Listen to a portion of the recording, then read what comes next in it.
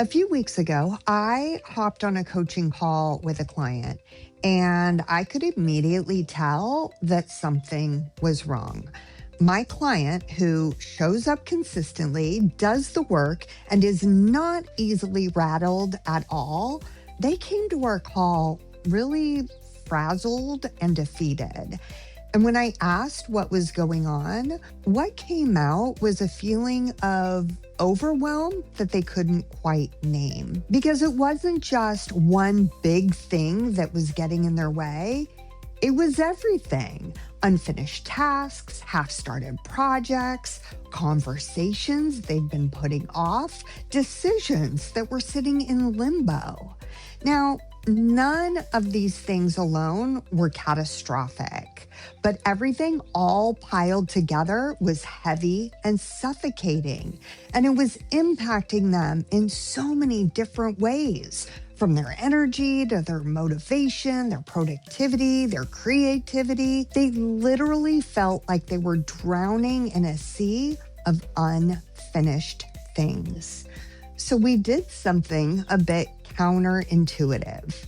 We stopped. No new goals, no new ideas, no new initiatives, no future orientation.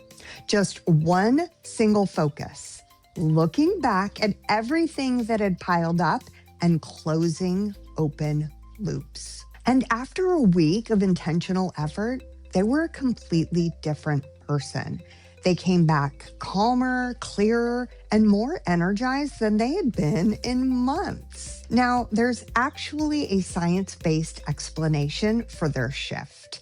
And once you understand it, you'll never look at your unfinished business the same way again. Hello there, I'm Laura Miner, a board-certified leadership coach, and this channel is all about helping you cultivate your inner leader for outer impact using the science of self-leadership.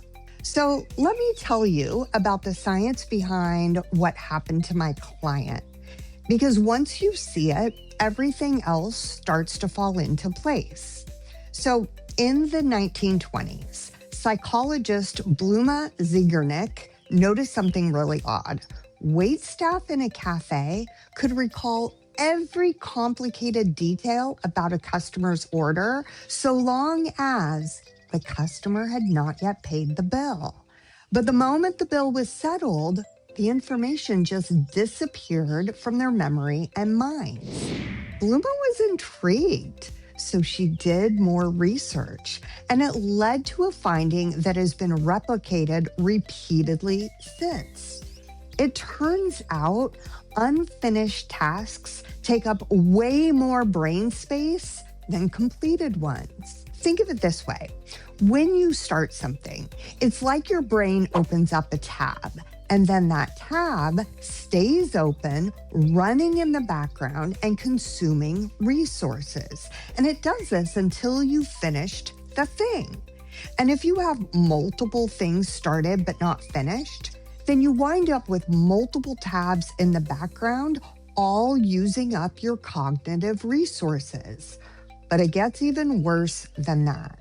Because your brain doesn't just remember unfinished things, it actively pulls toward them thanks to a companion effect known as the Ovsiankina Effect, which shows that incomplete tasks create a psychological drive towards resolution. In other words, your brain keeps returning to those tasks because it needs them to be finished so it can close the tab. Now, multiply that across every half-finished project, every unmade decision, every conversation you've been avoiding, and you can suddenly understand why people wind up feeling mentally exhausted without being able to explain why. By the way, if this is resonating and you realize you have more open loops than you thought, hit that subscribe button so we can break down challenges like this week after week together. Now, there's something really important that's often misunderstood about these loops. You don't necessarily have to finish something to temporarily close the loop and lighten your cognitive load. Research by Baumeister and Mazicampo found that simply making a concrete plan for an unfinished task significantly reduced intrusive thoughts about that task. You see, your brain doesn't always need the task to be done right away. Sometimes it just needs to know that you've accounted for it.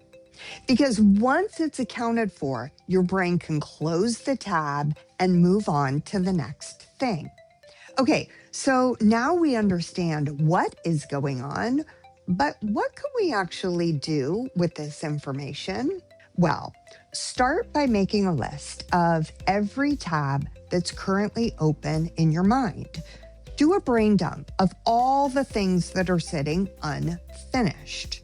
Then, for each item, choose one of the following 3 options. Option number 1, close it. That's right, even if it's not perfect, just finish the task and close the loop. Because done always creates closure in a way that almost done never will. Now, option 2, park it.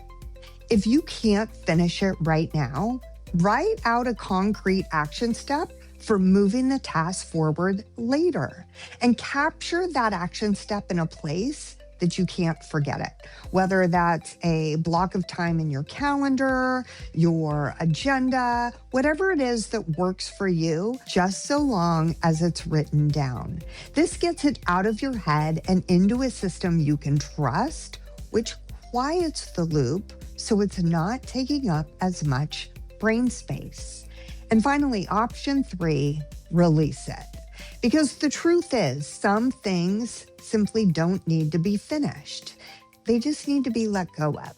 So if it's a task you've repeatedly been putting off, then get honest and ask yourself if it's really something you're ever going to finish to begin with. And if not, then take it off the list. Clearing the clutter is a very valid way to close your loops. Now, what my client discovered that week wasn't just about productivity. What they found was mental space. And mental space is where our clarity lives. It's where our good decisions get made. And it's where real leadership of yourself and others actually happens. By the way, if you have a different take on how you close loops, I'd love to hear about it in the comments below. And if this is the kind of thinking you want more of, the research-backed practical kind that helps you move forward, then you might really enjoy my weekly newsletter, The Practionable Leader. It's built around the same principles we talk about here, and it's designed to help you level up your leadership and your life. I'll leave the link to it in the description box below.